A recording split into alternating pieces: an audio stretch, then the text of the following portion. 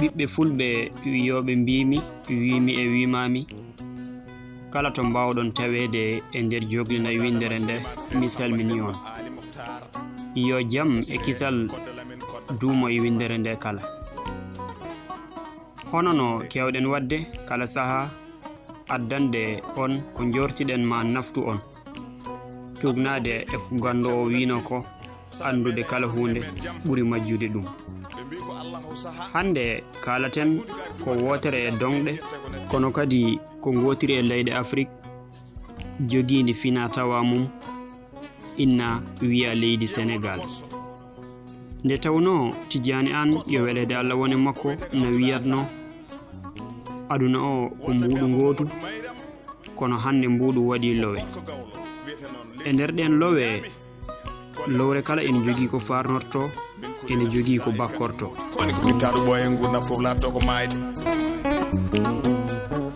Leydi Sénégal ene jogii mantorɗe na hen jeeya arara e mo ngobuji tati, na hen bakko, ina hen ɓokki mantorki, ina hen mbarodi, ma en ngar gueɗel hen fof e firo mum. Kono hade nden ciftinen bandiraɓe leydi Sénégal heeɓi jeytare mum ko hitande 1960. Leydi Sénégal ina suuɓi mawninde jeytare mum kala 4 lewru avril. ɗum noon ko sifande nde hakkunde leyɗele jeytare leydi Sénégal e Mali ko ɗe leyɗe cuɓino yaadude ko 20 lewru août leyɗe ɗe certi tawa natti wawde yaadude. Mali kañum heddi e mawninde jeytare mum kala ñande 21 lewru août. Sénégal kañum rutti e mawninde jeytare mum kala 4 lewru avril. Ko nden kadi ciifodiral ngal wadno ina waɗi yinnoɓe yo Afrique fof rentu wona dowla goto, kono ɗum laataki taw sabu ko woni e sasa ko ɓoɗɗoɓe gaccata. Sen garti e leydi Sénégal nde heɓi hoore mum dañi mantorɗe teskinɗe, ina hen jeeya bakko ngo en kaalino ɗum nane. ɗum kadi wona Sénégal tan, ko kala leydi heɓdi jeytare no jogii ɗum. Enen bakko men ngo windi ɗum ko Léopold Sédar Senghor, tawi o windi ɗum ko saha dendal hakkunde Sénégal e Mali. Nde jeytare nde heɓa ko Sénégal hetti hen. Ngon bakko ngo Léopold Sédar Senghor windi noon wona gueɗe jaltoje hen ɗe tan, kono ko ɗum itta ko yimre juutde nde o waɗi. To bange gaci ɗi noon fentiɗi ko biyeteɗo Herbert Pepper, on noon ko keptinaɗo e on fannu. Caggal nde Léopold Sédar Senghor windi ɗum jaɓana ɗum woni ko waɗa bakko leydi Sénégal ko yamirore nde 60 didol 195 mo 24 lewru septembre hitande 1960. Ina hen duƴƴe e doge kollitoje neɗɗagal kolliroje gotagu leydi Sénégal e fannuji kewɗi.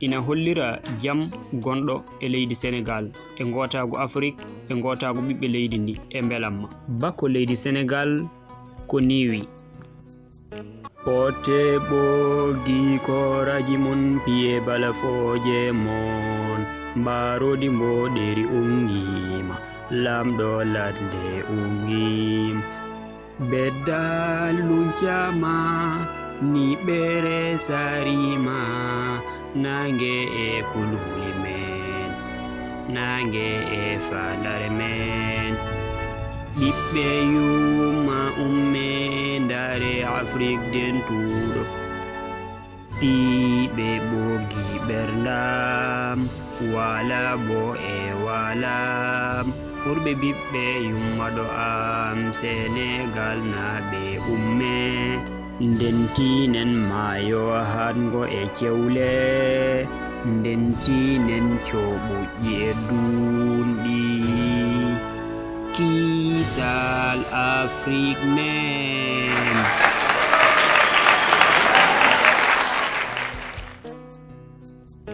Ko wona bakko ngo kadi Sénégal ina farnoro araray mum.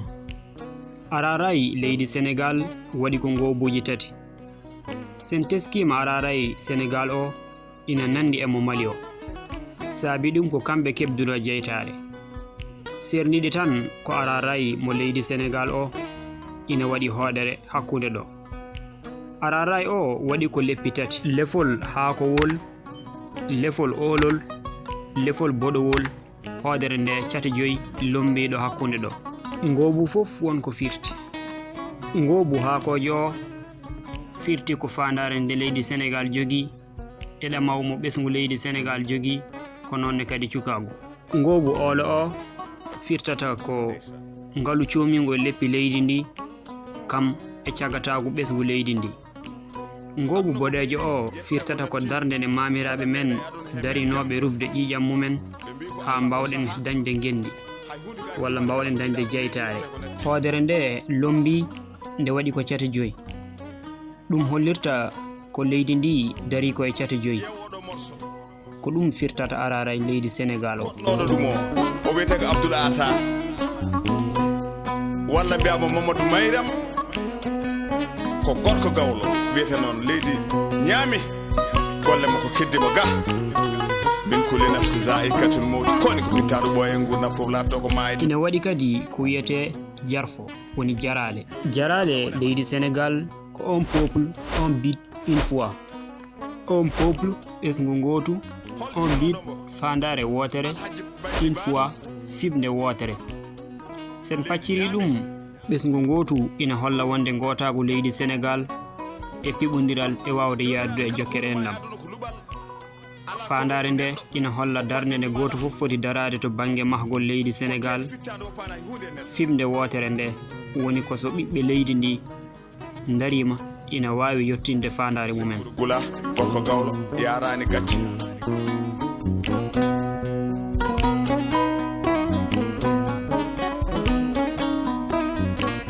Sénégal ina jogui kadi mantorde goɗɗe woni mbarodi. ina jeeya ko Sénégal heptinirte e windere nde. ina tawe e jelanɗe ɗe golloɓe e laamu ngu kutorto, ko nonne kadi ɓokki.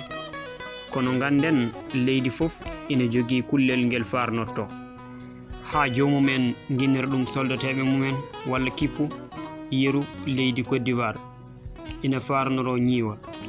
Mali e Nigeria kadi ene parnoro liwre, ko ene Burkina Faso ɓenen ene parnoro puccu. kono Sénégal kañum suuɓi ko mbarodi.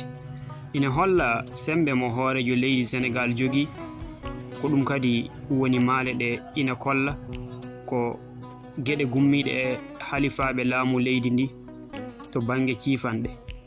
ko hono noon kadi ɓokki. mo wi ɓokki noon tesko juudi ɗum balɗe, kadi ko nokku mo yimɓe ndendata gila e batuji, surtout noon e gure doori ɗe. ko hunde hewde gartam. ɓokki ki ina holla ngalu e gartam leydi ndi gummingu e puɗi ɗi jomiraɗo arsigini leydi ndi. ɗe jeloɗe ina tawe e kala ɗereji gummiɗi e laamu leydi ndi. ɗum yalti ko yamirore sifande nde tongode 60 diidol 26 mo 10 lewru octobre hitande 1990. so ñaaƴo na fuɗɗo na waɗa piyanɗe 21. ɗum koto woɗɗi ummi. so hoorejo leydi na yalta fiyande waɗa hade o yettade to fayi to, piyanɗe 21 na mbaɗa 21 ɓiire nde na holla wonde o yettima to fayi to.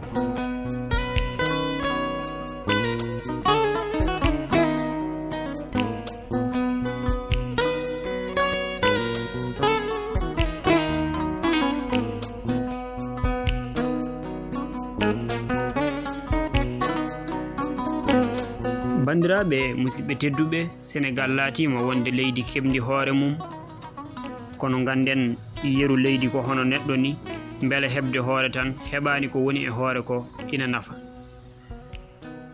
so tawi wiyama en keeɓi jeytare men, kono en keɓɗen ko hoore nde en keɓani ɓandu ndu reeduɗo e koyɗe ɗe, mi sikki nafoore nde hayso woni ɗon ma wood ko ngakki. ɗum ɗo firtata ko eɗen poti darade dadoɗen ndenden ganden ko enen ndendi leydi ndi, ɓeyden gollade, gusten haala nde tawno ala leydi ɓamtindi e haala, gusten kadi politique aji ɗi nde tawno leydi wona ɗum yiɗi ko yimɓe himmirɓe felliɓe dariɓe dadi jiiɗa leydi ndi, ganda ko moƴƴi e mayri, mbaɗanandi ɗum. kono politique tan baɗateɗo ala leydi ndi ɓamti e nder windere nde sen tugdima e tarihaji bindaɗi ala leydi ɓamturi ni politique tan jamma e ñalawma. Goɗɗum ɗum ko tinnoɗen e juɓɓudi nde tawno juɓɓudi ko hunde wonde fayida no fewi, saabu mboɗo heewi wiide so tawi leydi laatima ene toɓa kalis biyeji ñande foof, hayso ko duuɓi ñande toɓo ngo darti foof, sikki ala so tawi ndi leydi jogaki juɓɓudi mandi won leydi ɓurdi wasde e aduna he foof. Ɗum noon ko ɗe gueɗe garnoɗen haalande bandiraɓe hannde ko yidde tan e kiram kono wona wawde. On calminama, on ñagama yaafuya kadi no fewi wona seeɗa so tawi jumre waɗi hen. Ngaɗon kam ko yidde tan kono kam wona wawde. Bela TV foof ene yetta mon kadde jottoro. ala ko rokki neɗɗo o fandin ɗum ala ko teeti fittande o paana hunde neɗɗo.